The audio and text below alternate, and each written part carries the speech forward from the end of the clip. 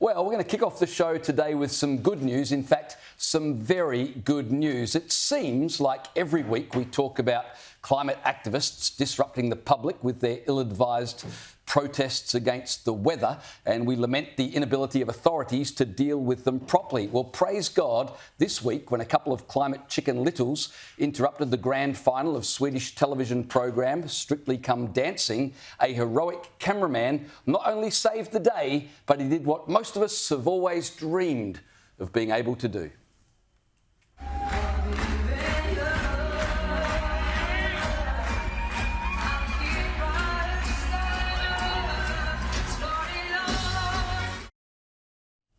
Sorry, that was in Sweden, not the UK. But I can't wait for the next Academy Awards when they say the Oscar goes to that wonderful cameraman from Sweden, Liz. If you watch the dance, I think this interruption actually was an improvement on it. But imagine having a show now, being the host, where you kind of had to tell to whoever the cameraman was, you either scratch your nose, look at your watch, and they knew to biff whoever it was who was talking too long or boring everybody in the head. I don't think we could do that here, though. I swear half the time they're just out the back having a smoko.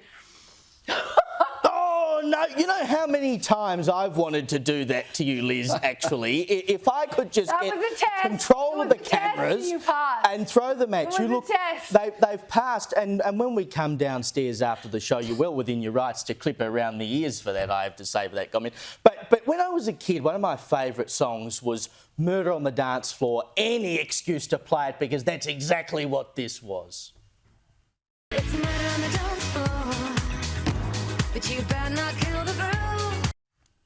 And I tell you what, they'll be getting some ideas now, because when I was at the cricket in Adelaide, the Adelaide Test last year, there was, from memory, a player who got whacked in the head by that spider cam, which comes down and runs along really close down to the field, right?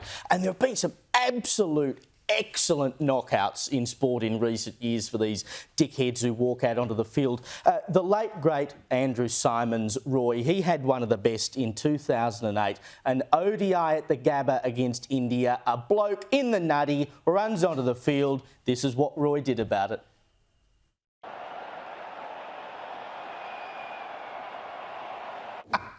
Absolute knockout. And the commentary before that from Richie Benno as well was excellent. He's like, yes, he could have done a lot of damage there. I should have worn the bone white, beige, off-white tonight. And one of the best ones as well. This is a better one. I reckon this, penny for a pound, one of the best knockouts I've ever seen. Sam Kerr, who is the Matildas women's soccer team captain here in Australia, she's playing for Chelsea over in the UK in 2021. A bloke comes onto the field apparently wanting to get a selfie with the captain of Chelsea. Sam Kerr was having none of it.